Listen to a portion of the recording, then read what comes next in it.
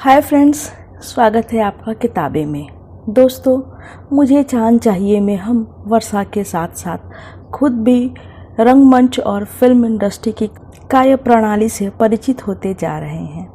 हमने देखा वर्षा बहुत ज़्यादा बिजी हो गई है। रीटा से लंबे समय के बाद उसकी मुलाकात हुई। अब आगे इन एंड एज उर्फ शक्ति अपनी सर्वोच्च सीमा तक। वर्षा, अब तुम पारिश्रमिक के लिहाज से कंचन प्रभा से थोड़ी ही पीछे हो। नीरज ने मुस्कान के साथ उसे फिल्म इन्फॉर्मेशन का नया अंक दिखाया। नीरजा की प्रसन्नता का सम्मान रखने के लिए वर्षा ने एक नज़र देख लिया, अंक हाथ में नहीं लिया। उसकी यह धारणा और बलवती हो गई थी कि वह अब चित्रनगरी के आनंदिनी तापमान के साथ धड़कने लगेगी तो मन के चारों कोनों से वांछनीय मानसिक शांति से निरंतर दूर होती जाएगी। अगर अज्ञान नहीं तो अल्प ज्ञान उसकी रणनीति का अनिवार्य हिस्सा बन चुका था। पर इस समय अगर वह अंक हाथ में लेना भी चाहती तो संभव नहीं था। बदन भीगा हुआ था, उंगलियों से बूंदें टपक रही थी। चाय पी लो दीदी। झुमकी ने उसके कंधों पर बड़ी तौलिया फैला दी। वर्षा ने बड़े बड़े घूंट लिए। ठंडक का मध्यम एहसास थोड़ा संयमित होता हुआ लगा। कंपनी की नई फिल्म का पूरा उत्तरदायित्व इस बार नीरजा ने संभाला था। नारंग सेट पर भी नहीं आते थे। अतिरिक्त जिम्मेदारी से नीरजा और भी सतर्क चल रही थी। यूं रोजाना की शूटिंग में लगभग 3.5-4 मिनट के स्क्रीन टाइम का मानक औसत निकाला जा रहा था। सेट के दूसरे कोने में नृत्य गीत में भाग लेने वाली जूनियर आर्टिस्ट देह पोंछते चाय पी रही थी। पल भर बाद वर्षा ने निगाह फेर ली। वर्षा, तुम ठीक हो ना? सुपरस्टार मैनाक टहलते हुए पास आ गए। नंबर 1 के साथ फिल्म साइन करते ही व्यावसायिक पलड़े पर वर्षा भारी हो गई थी।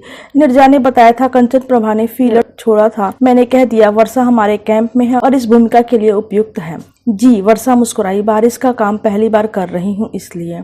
तुम्हारी इमेज तुम्हें बचा लेती है। चाय की चुस्की लेते हुए मैनाक मुस्कुराए। विभिन्न समारोहों में 4-5 बार मैनाक से भेंट हुई थी। साथ काम करने का यह पहला अवसर।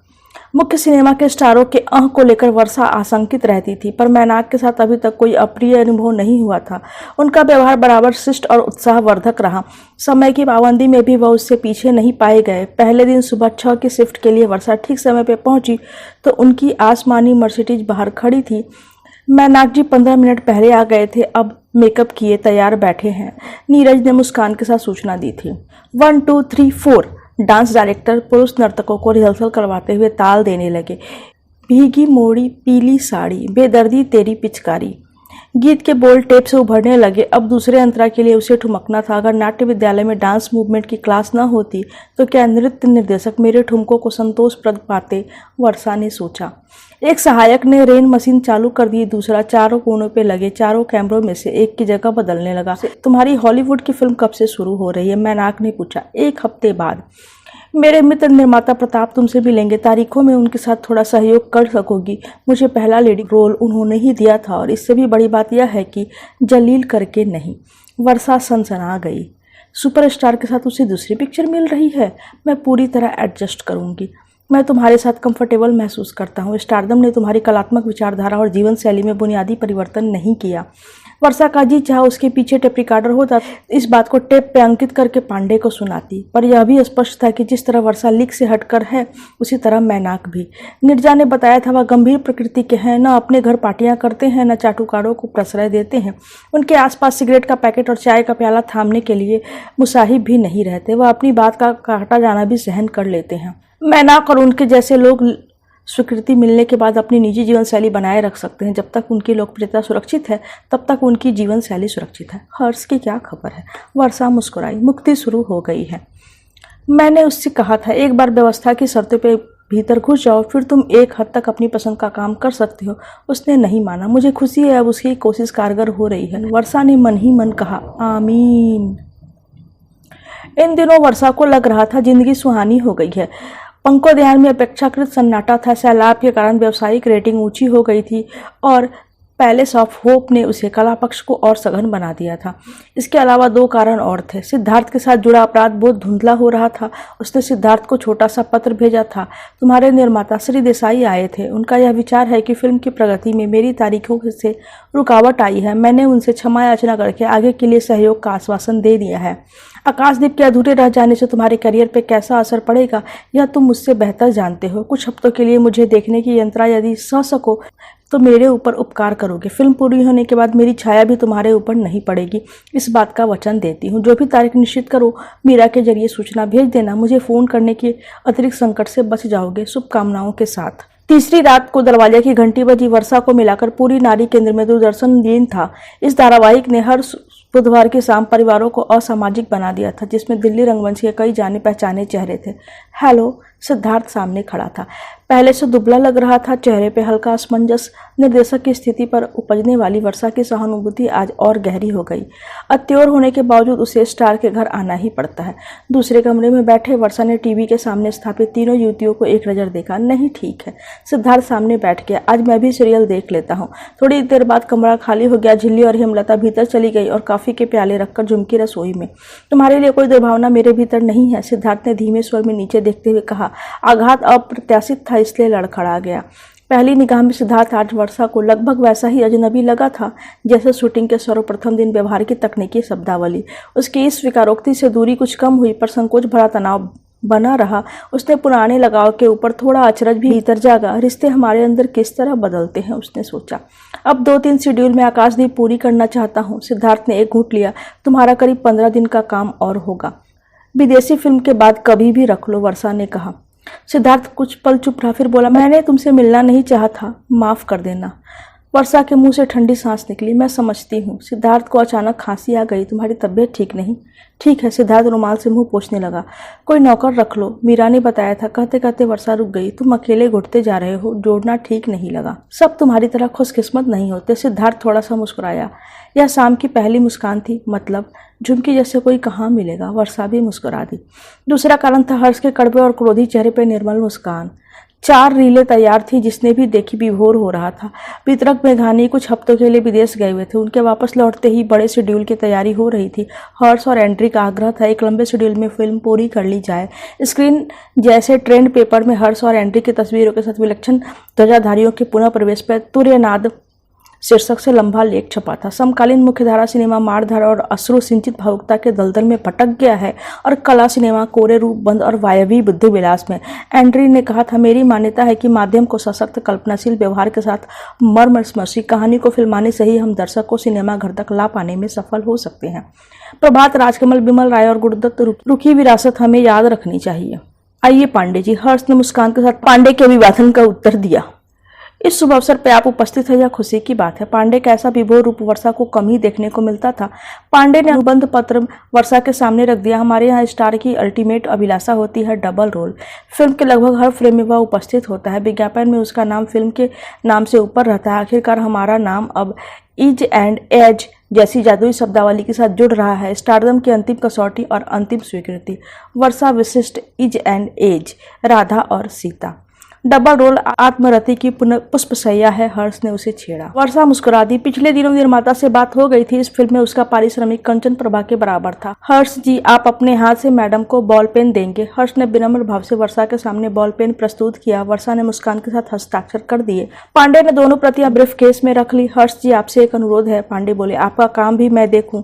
मैडम से अनुमति ले ली है। ठीक है, हर्ष ने कहा।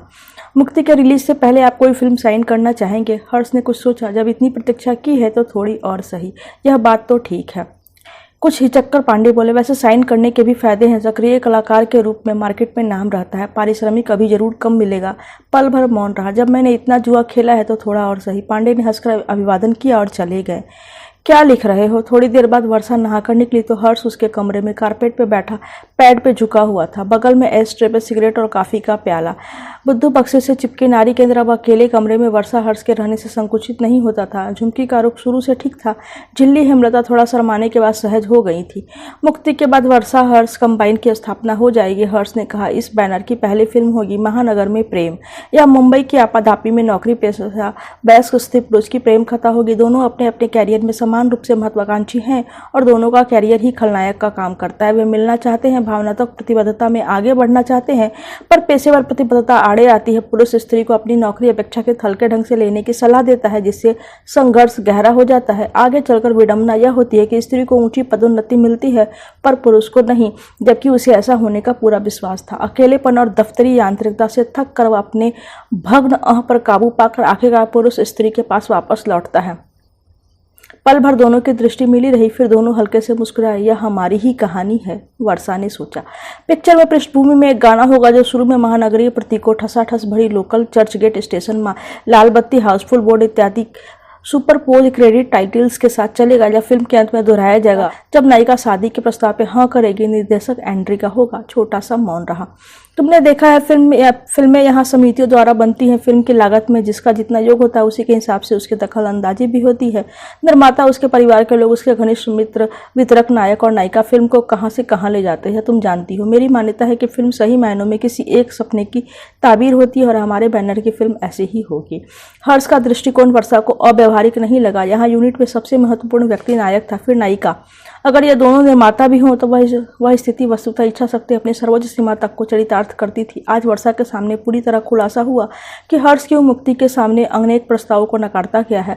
अप्रमुख भूमिका उसे थोड़ा सा पैसा दे सकती थी और प्रमुख भूमिका नायकत्व का संतोष, पर वह फिल्म मनोरंजन के अनेक तत्वों का सम्मिश्रण थी, एक केंद्रीय चरित्र द्वारा संचालित कथा चक्र नहीं। हर्ष ने अपनी क्षमता के अनुरूप मुक्ति की कहानी चुनी थी, जैसा कई अभिनेता कर सकते हैं, पर वह अपनी निश्चित अवधारणा के अनुसार उसे पर्दे पर भी साकार कर रहा था, जैसा बिरले ही कर पाते हैं। मुक्ति पूरी होने के बाद वह गर्व से कह सकता था, यह 100% मेरी फिल्म है। हमारी दूसरी फिल्म झूठा सच उपन्यास पर आधारित होगी। हर्ष पैड की ओर देखता हुआ बोला, इसका पहला हिस्सा पाकिस्तान में शूट किया जाएगा। यह बड़े कैनवास की भव्य और महंगी फिल्म होगी। इसमें तुम तारा की भूमिका करोगी और मैं जयदेव की। भाई बहन की भूमिकाएं निभाकर हम भारतीय सिनेमा के इतिहास में रिकॉर्ड कायम करेंगे। भारत के विभाजन के विध्वंस पर बनी यह पहली फिल्म श्रेष्ठ कलाकारों की बारात होगी। यह फिल्म तमाम पुरस्कार जीतेगी और टिकट खिड़की पर भी यह हंगामा मचाएगी। निर्देशक एंट्री होगा और हाँ, फिल्म बाई लैंग्वेज होगी, अंग्रेजी और हिंदी दोनों में। चोली को बंद करते हुए वर्षा कब की ठिठक चुकी थी, उसे लग रहा था वह हवा के पंखों पर सवार है। अब वह वर्सोवा के अपने बंगले में पहुंच गए हैं और घर में पहला बच्चा भी आ गया है। कॉफी का एक घूंट लेकर हर्ष ने कहा, हम बराबर बाहर की फिल्में कर रहे हैं, तुम एक शिफ्ट और मैं 2, ठीक? मैं भी 2 शिफ्ट करूंगी, वर्षा ठुनकी। नहीं, तुम थक जाओगी, फिर घर में भी तुम्हारी जरूरत होगी ना, हर्ष बोला। तीसरी फिल्म का निर्देशन मैं करूंगा, साथ में कोई भूमिका नहीं। यह ऐसी स्त्री की कहानी होगी जो पुरुषों द्वारा हावी किसी संस्थान में आने पर नीची निगाह से देखी जाती है, पर अपनी क्षमता और प्रखरता से धीरे धीरे सबको अपनी श्रेष्ठता स्वीकार करने को विवश कर देती है। मैंने हाल में ऐसी ही एक कहानी पढ़ी थी, पत्रिका यहीं कहीं होगी, ढूंढ के रखना। हर्ष ने कस लिया। हमारी कंपनी सामाजिक राजनीतिक मुद्दों को लेकर सजग रहेगी। अगर रेडफोर्ड द कैंडिडेट और ऑल द प्रेसिडेंट्स मैन बना सकता तो हम आपातकाल के अंधेरे पर फिल्म क्यों नहीं बना सकते। हन्ना के और मिसिंग के जैसे राजनीतिक थ्रिलर भी हम बनाएंगे। चैरियट्स ऑफ फायर ने साबित कर दिया है कि स्पोर्ट्स फिल्म के लिए टैबू नहीं है। हम भी ध्यानचंद या पीटी उषा की संभावनाओं को टटोलेंगे। हम द लास्ट एम्पेयर जैसी फिल्म बहादुर शाह जफर पे बनाएंगे। हमारी वाइल्ड लाइफ इतनी समृद्ध है, आउट ऑफ अफ्रीका जैसी फिल्म हम क्यों नहीं बना सकते। महाभारत प्रस्तुति मूल्यों की अंतिम सीमा हो सकती है और एक गीतात्मक फिल्म हम मजाज के ऊपर बनाएंगे। मंसूर ने मुझे अपनी एक कहानी सुनाई थी। पैड की ओर देखते हुए हर आवेश में आ गया। हाँ, हमारी कंपनी सर्वश्रेष्ठ अभिनेताओं और सर्वश्रेष्ठ तकनीशियनों का जमघट होगी। डिटेक्टर के शब्दों में दिग्गजों का द्वंद्व। हमारी एक पिक्चर हमेशा फ्लोर पे रहेगी। बैनर की प्रतिष्ठा के बाद यह जरूरी नहीं होगा कि हम अपनी हर फिल्म में काम भी करें। नए पर बेहद प्रभावशाली कलाकारों को भी हम मौका देंगे। हम सिर्फ कहानी ओके करेंगे पर निर्देशक पर छोड़ देंगे। लुकास की तरह हमारा समर्पित टास्क फोर्स होगा। सर्दियों में हम दिल्ली में रहेंगे, तब हम काम करेंगे जब शूटिंग दिल्ली में होगी। बस, वर्षा एकाएक आशंकित हो गई। ज़्यादा प्लानिंग मत करो, मुझे डर लगता है। हाय, जॉन विल्सन ने दरवाजा खोला और गहरी निगाह से उसका जायजा लिया। इतनी उम्र के बावजूद जॉन की चुस्ती चकित करने वाली थी। सफेद बालों और सफेद दाढ़ी के बीच चमकती आंखें पल भर के लिए असहज कर देती थी। ताज की वीआईपी स्वीट में घुसते हुए वर्षा को अपनी आत्मशक्ति संजोनी पड़ी। मेरी पत्नी मार्था, जॉन ने परिचय कराया। हाथ मिलाकर वर्षा सामने बैठ गई। अब मैं हॉलीवुड के बहुत वरिष्ठ और सम्मानित निर्देशक के सामने हूँ, वर्षा ने सोचा। जॉन ने अब तक 30 फिल्में बनाई थी। इनमें से एक वर्षा ने शाहजहांपुर में दिव्या के साथ देखी थी। बाद में दिल्ली में 6-7 और देखी उन्हें अमेरिका का ऑस्कर, ब्रिटेन का उसका समानार्थी फ्रांस का सीजर और अनेकानेक अंतर्राष्ट्रीय पुरस्कार मिल चुके थे। पिछले 20 वर्षों से रेटिंग के हिसाब से 3 गर्म निर्देशकों में हमेशा उनका नाम रहता था। बाद में प्रसिद्धि पाने वाले कितने ही कलाकारों और तकनीशियनों को उन्होंने ब्रेक और काम दिया था। कपोला ने उनके यूनिट में ट्रक चलाया था, सिडनी पोलक उनके सहायक थे, डस्टिन हॉफमैन वार्डरोब इंचार्ज थे, जैक निकोलसन ने पटकथा लिखी थी, ब्रूस डर्न, मैरी टाइटलर मूर एवं जैसलिका लैंग को पहला स्पीकिंग पार्ट उन्होंने ही दिया था। उन्होंने हर तरह की फिल्में बनाई थी, साहित्यिक कृतियों पर आधारित, क्राइम थ्रिलर, युद्ध, प्रेम कथा तथा प्रेम कथा और संगीतिक। वह संसार में 6 कॉन्टिनेंट में शूट कर चुके थे। भारत में यह उनकी दूसरी फिल्म थी। अपनी धारणा में वह बहुत दृढ़ माने जाते थे। स्टार निर्माता हर्बर्ट टेलर की ऐतिहासिक पारिश्रमिक की फिल्म उन्होंने इसलिए ठुकरा दी थी क्योंकि उसने house committee of an American activities के सामने अपनी वामपंथी मित्रों के विरुद्ध टेस्टिफाई किया था। जॉन जिद्दी और परफेक्शनिस्ट माने जाते थे। कहा जाता था उनकी हर फिल्म की समाप्ति के बाद एक प्रमुख कलाकार को नर्वस ब्रेकडाउन होता है। उनकी कुछ सूक्तियां विख्यात भावनाएं ऐसे पेशे से बहुत पहले विदा ले चुकी हैं। खराब समीक्षाएं निर्देशक को उसी तरह संभाले रहती हैं जिस तरह अल्कोहल नारंगी के टुकड़े को, और जिस दिन पहली फिल्म बनी ईश्वर को नींद की गोली लेनी पड़ी। तुमने स्क्रिप्ट पढ़ ली? जॉन ने पूछा। वर्षा ने कॉफी का घूंट लिया। जी हाँ। अगर हॉलीवुड की प्रकाशित पटकथाएं वर्षा ने पहले न पढ़ रखी होती तो पैलेस ऑफ होप की पटकथा देखकर वह चौंकती रह जाती। तकनीकी शब्दावली तो सिद्धार्थ की पटकथाओं में भी काफ़ी होती थी। यहाँ हर दृश्य में दोनों ओर क्रम संख्या दी गई थी और फिर स्क्रीनिंग टाइम। पहला राजमहल का शॉट 17 सेकंड का था। दोनों समय दिए जाने का औचित्य वर्षा के समझ में आ गया था। जॉन को 15वीं फिल्म के संपादन अधिकार मिलता था। Fade in on palace of hope. रात, मध्यकालीन भव्य इमारत, लो एंगल शॉट, ऊंचे खंभे, गलियारे, बुलंद दरवाजे, बड़ी खिड़कियां। कैमरा धीरे धीरे विविध मंजिलों एवं बाहरी भीतरी भागों पे पैन करता है। मध्यकालीन निरंकुश राजसत्ता का केंद्र होने में से लेकर आज तक एक 5 सितारा होटल श्रृंखला का भाग होने तक इस इमारत ने बहुत कुछ देखा है। शॉट की शुरुआत से साउंड ट्रैक सक्रिय हो चुका था। विभिन्न संवादों के अंश, किलकारी गीत और रुदन सुनाई देते हैं। जिम और डोरथी यहाँ आकर ठहरते हैं। जिम भारतीय इतिहास का प्रोफेसर है और डोरथी ट्रैवल राइटर। जयपुर आते ही इस प्रेमी युगल के बीच रहस्यमय ढंग से तनाव उभरने लगता है। भारतीय युवतियां सुप्रिया को देखकर, जो होटल में असिस्टेंट मैनेजर है, जिम चौंक जाता है। उसे लगता है कि सुप्रिया का चेहरा बहुत जाना पहचाना है। रात को वह सपना देखता है जिसमें वह सुप्रिया के साथ पोलो खेल रहा है। दूसरे दिन जिम सुप्रिया से उसकी जन्म कुंडली लेता है और अपनी कुंडली के साथ एक ज्योतिषी को देता है। पिछले जन्म में वह तुम्हारी प्रेमिका और पत्नी थी या राजकुमारी महाश्वेता थी और तुम पुलिस सुपरिटेंडेंट चार्ज। ज्योतिषी कहता है। अगले सपने में जिम डोरथी को देखता है जो कमिश्नर की बेटी और उस पर अनुरक्त है। आगे विगत और वर्तमान के दृश्यों का इसी तरह नियोजन किया गया है। अंत में डोरथी भारत से चली जाती है। जिम एवं सुप्रिया विवाह कर लेते हैं। दिलचस्प है, वर्षा ने कहा। इस विषय में मुझे मेटाफिजिकल मानवीय नियति ने आकृष्ट किया और अतीत और वर्तमान के बिंबों की सानिध्य या फिल्म की दृश्यात्मक चुनौती होगी। पूर्वी तथा पश्चिमी अनुभव क्षेत्रों तथा जीवन शैलियों की टकराहट और निश्चल भावनात्मक एकीकरण द्वारा उनके समन की कथा होगी। जॉन कुछ ठिठके। अंतर्राष्ट्रीय विवाह पर मैं लंबे अरसे से मोहित रहा हूँ कि उस लगाव की प्रकृति कैसी है जो एक व्यक्ति को अपना देश, अपनी भाषा, अपनी संस्कृति छोड़ने के लिए विवश कर देती है। आपने विषय इसलिए चुना है? कुछ व्यवहारिक कारण भी हैं। जॉन मुस्कुराए। जॉन की दृष्टि में फिर वही तीखापन झलक गया। मार्था वर्षा की ओर देखते हुए मुस्कुराई। मुस्कान का अर्थ भारी लगा। यह अर्थ क्या है? वर्षा ने सोचा। तो रोटी चुपचाप बैठी है, जॉन ने कहा। वह जिम के सपनों से चिंतित होने लगी है। इन सपनों की प्रकृति, विस्तार एवं नियमितता ऐसी है उसे विचलित करने लगती है। बाग की छतरी के नीचे बैठी जेनेट ने सिर हिलाया। शूटिंग का तीसरा दिन था। आसपास मेले जैसा समा। यूनिट के लगभग 125 लोग यहाँ वहाँ बिखरे हुए थे। होटल के प्रांगण के बाहर पुलिस का घेरा था जो हजारों शूटिंग दर्शनार्थियों पर नियंत्रण रखे हुए था। काम की योजनाबद्धता से वर्षा प्रभावित हुई। रोज रात को अगले दिन की कॉल शीट दे दी जाती थी। सेकंड यूनिट अलग गौन दृश्यों की शूटिंग कर रहा था। पहले 2 दिन तीनों चरित्रों के एकल दृश्य हुए। आत्मलीन जिम बाग में टहल रहा है। कौतुक भाव से बाजार का चक्कर लगा रहा है। भविष्य बताने वाले कार्ड को चुनने वाली चिड़ियों के करतब देख रहा है।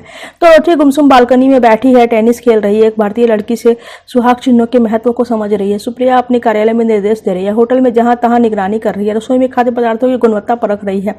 जेनेट हथेली पर ठुड्डी मट्टी का भी आशंका है, अवसाद नहीं। जानने का। वर्षा छरहरी देह के साथ जेनेट की नीली आंखें देख रही थी। थी। जेनेट मार्शल अपने अभिनय करियर का आधार येल ड्रामा स्कूल में बिताए गए 3 वर्षों को मानती गई थी। अगले 2 वर्ष छोटी छोटी भूमिकाओं में और सेंट्रल पार्क के पब्लिक थिएटर कॉम्प्लेक्स में शेक्सपियर करते हुए बीती, जहां रंगमंच और सिनेमा के कई प्रतिष्ठित निर्देशक प्रतिभा की खोज में आया करते थे।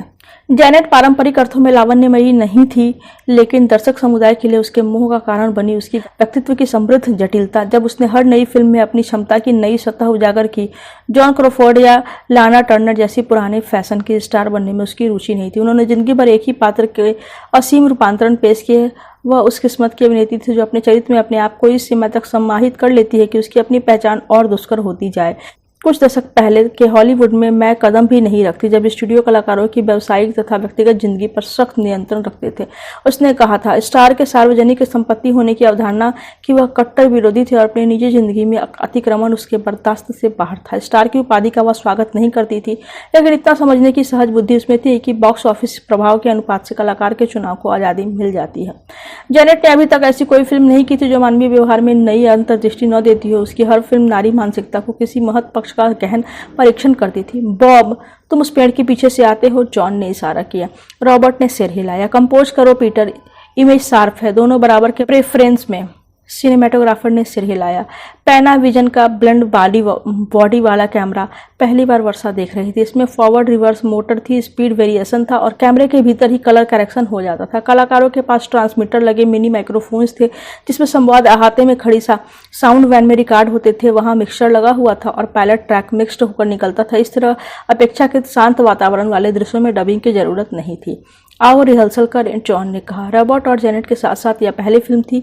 उनके संबंध औपचारिक लगे। आशा महल के लिए रॉबर्ट का पारिश्रमिक $3 मिलियन व मुनाफे में 8% था और जेनेट का $1 बिलियन। वर्षा को बड़ी व्यावसायिक भारतीय फिल्म का लगभग 3 गुना मिल रहा था। वर्षा ने देखा, रॉबर्ट पेड़ से टिका खड़ा नीचे देख रहा था। यह दृश्य के लिए एकाग्रता संजो रहा था। रॉबर्ट सिम्पसन ने अपना कैशोरी और युवावस्था का पहला चरण ग्रीनविच विलेज में काटा था। इससे पहले के जीवन के बारे में उसके वक्तव्य परस्पर विरोधी थे। मैं कलकत्ते की सड़कों पर अनाथ पाया गया था। मुझे क्रिश्चियन मिशनरियों ने संघाई में पाला और जब मैंने होश संभाला तो मैं रिमांड होम में था। ऐसे ही कुछ नमूने थे। लंबे समय तक उसके मन में अभिनय कला के प्रति तिरस्कार बना रहा। यह पुरुषोचित काम नहीं है, यह नर्मो नाजुक और स्त्रैणों का पेशा है। यह विडम्बना ही है कि ऐसे रुख के बावजूद उसे काम के लिए लोगों की प्रतिक्रिया उसके रंगमंच के निकट ठेलती गई। थिएटर गिल्ड में उसने अपने अभिनय के औजारों पर सांझ चढ़ाई, जहाँ ली स्ट्राबर्ग और स्ट्रेला एडलर मेरे प्राध्यापक कम और यातनादायक ज्यादा थे। आइए, निकट आते हुए रॉबर्ट ने कहा। जेनेट चुपचाप सामने देखते रही। मैं तुम्हें जिम में ढूंढ रहा था। रॉबर्ट सामने बैठ गया। जेनेट ने ठंडी उदासी ली। तुम्हें नींद ठीक आई? जेनेट ने इंकार में सिर हिलाया। नहीं। क्यों? रॉबर्ट के चेहरे पर अनिश्चित से मुस्कान उभरी। जेनेट के चेहरे पर छाया सी तैर गई। मुझे यहाँ अजीब सा लग रहा है। क्यों? यह तो आशा महल है। यहाँ आकर सबके भीतर आशा का संचार होता है। सुप्रिया ने क्या कहा, भूल गई? तुम लाइनें बदल रहे हो, जेनेट ने आरोप लगाया और जॉन की ओर देखा। मैं ढीला रहना चाहता हूँ ताकि चीजें वजूद में आ सके। रॉबर्ट ने भी चांद की ओर देखा। चरित्र निरूपण ऐसे ही विकसित होगा और रिश्ते पनपेंगे। सिनेमा में रिहर्सल रंगमंच की तरह नहीं हो सकती। मैंने अपना ड्रामेटिक थ्रस्ट और इमोटिव लेवल निर्धारित कर लिया है। अगर तुम संवाद बदलते जाओगे तो मैं सूक्ष्म भाव विन्यास की अपनी कुंजियां सही पल पर नहीं दबा पाऊंगी। लेकिन फिर केमिकल इंटर रिएक्शन की गुंजाइश कहाँ रहेगी? ऐसी गुंजाइश बहुत सीमित है। रॉबर्ट ने ठंडी निगाह से जेनेट को देखा। वर्षा की सांस रुक गई। उसके सामने 2 विरोधी अभिनय पद्धतियों की टकराहट हो रही थी। उसने अपने को एक सीमा तक जेनेट के साथ महसूस किया। हम टेक करेंगे। वर्षा ने जॉन के कलात्मक निर्णय की मन ही मन सराहना की। कट। सहसा जॉन की बुलंद आवाज गूंजी। बॉब, क्यों? पूछने से पहले तुम्हारा विराम लंबा हो गया था, उसे छोटा करो। मैं यह सोच रहा हूँ कि इसे नींद क्यों नहीं आई। क्या इसकी अनिद्रा का कारण कहीं मेरा सपना है? रॉबर्ट के स्वर में संजीदा अभिनेता की एकाग्रता को तोड़ने की खिन्नता थी। मैं समझता हूँ, पर लंबा विराम दृश्य की दिलचस्पी को नुकसान पहुंचाता है। दूसरे, तीसरे और फिर चौथे टेक में भी जॉन ने इसी तरह काटने का निर्देश दिया। तुम मेरे चरित्र निरूपण की धज्जियां उड़ा रहे हो, रॉबर्ट ने बौखलाकर आरोप लगाया। और तुम दृश्य की रोचकता की। जॉन का स्वर भी उसी तरह उत्तेजित था। 7वां टेक जॉन के लिए संतोषप्रद था। अब अगले शॉट में वर्षा भी सम्मिलित थी। मन ही मन मुरली वाले को याद कर ले। वर्षा ने पूर्वाभ्यास किया। एक्शन का निर्देश मिलते ही वर्षा क्यारियों से निकलकर आगे आई। चेहरे पे बारीक मुस्कान थी। हाय, जिम ने कहा। आप स्थानीय लोक नृत्य देखना चाहते थे ना? वर्षा बोली। उसका इंतजाम हो गया है। आज 3 बजे आपको सुविधा होगी। कट। वर्षा ने अनिश्चित भाव से जॉन को देखा।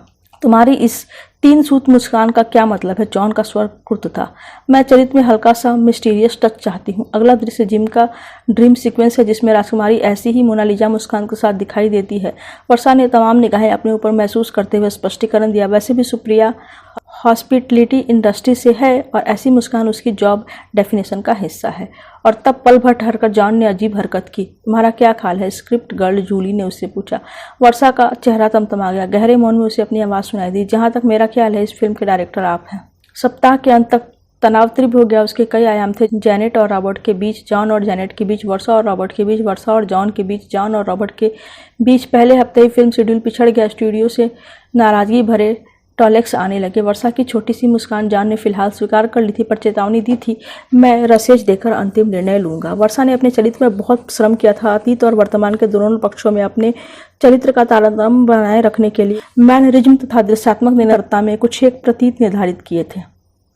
जॉन ने चिढ़कर उसकी ओर देखा। इसे तुम कैसे जस्टिफाई करोगी? नारी के यौवन, उमंग और प्रेम के साथ फूल की निकटता को जस्टिफाई करने की जरूरत है?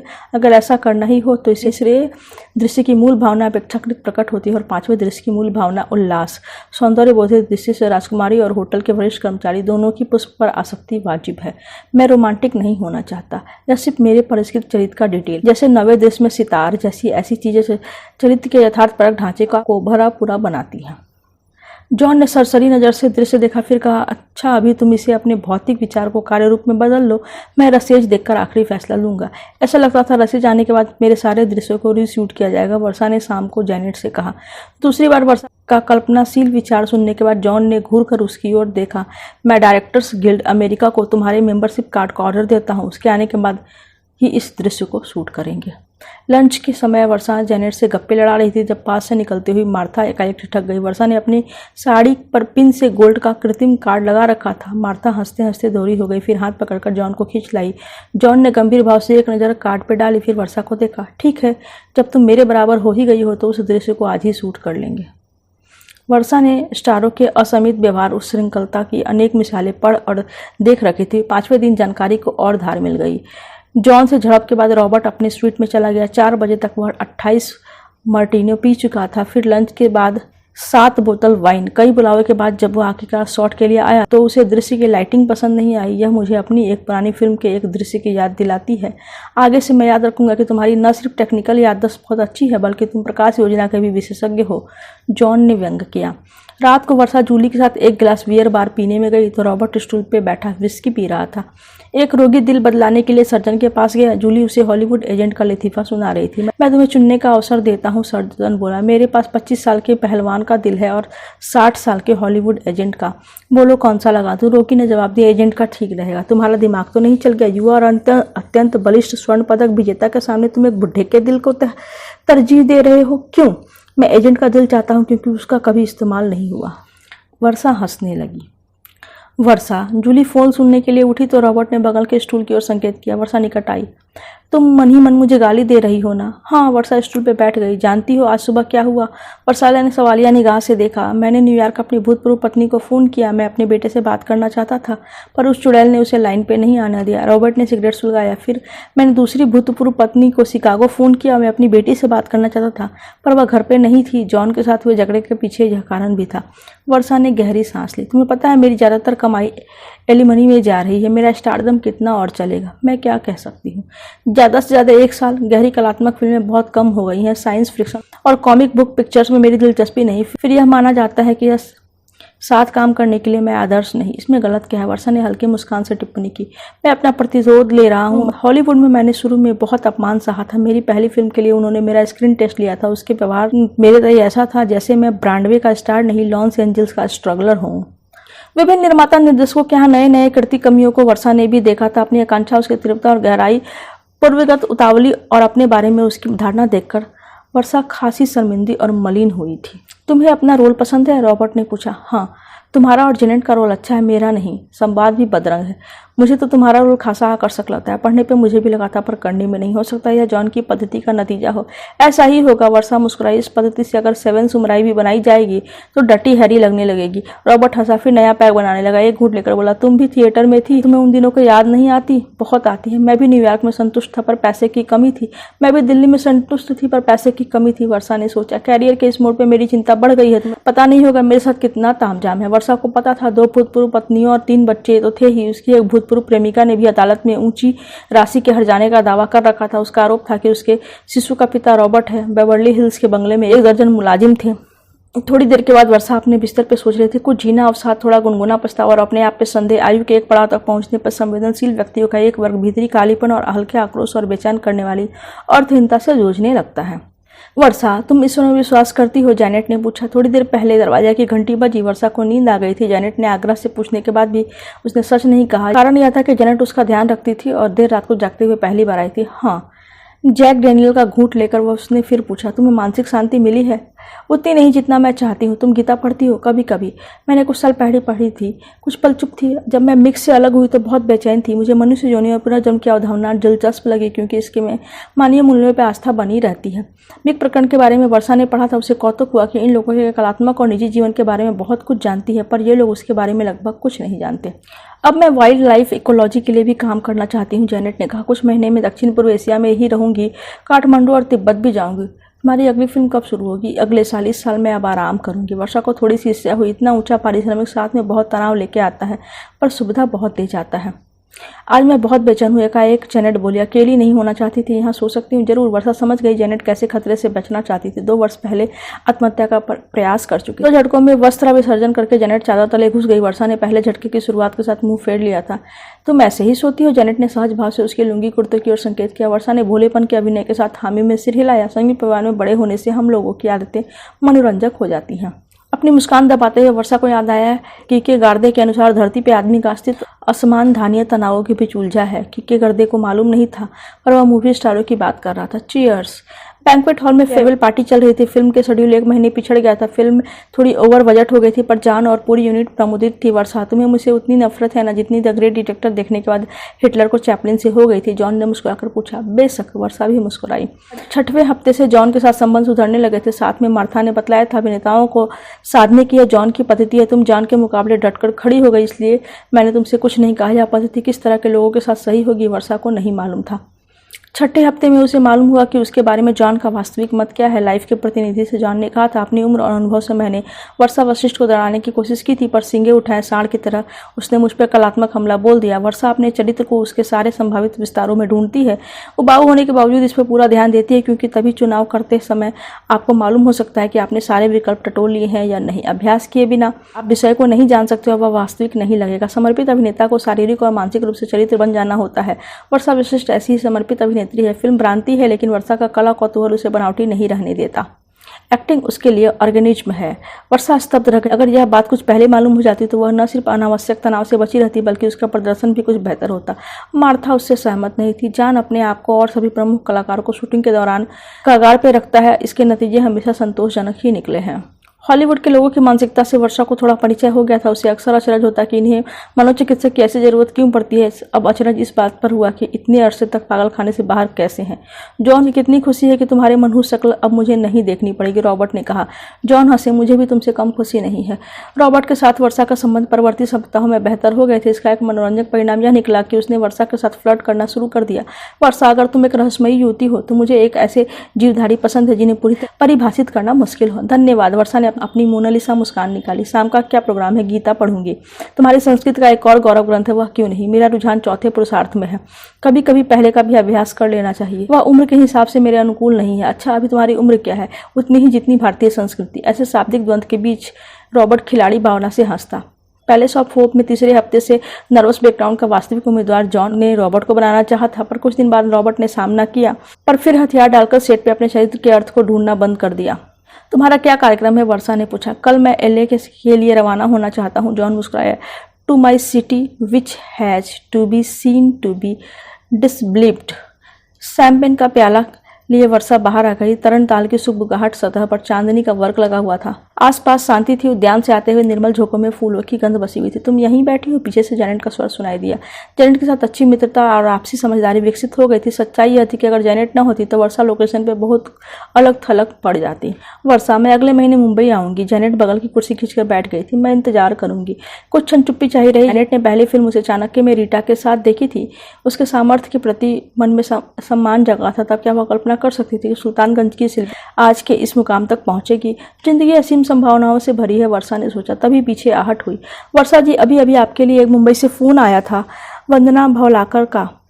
प्रोडक्शन सहायक दास ने आवेश में सूचना दी। आपको चंद्र ग्रहण के लिए फिल्म फेयर का सर्वश्रेष्ठ पुरस्कार मिला है।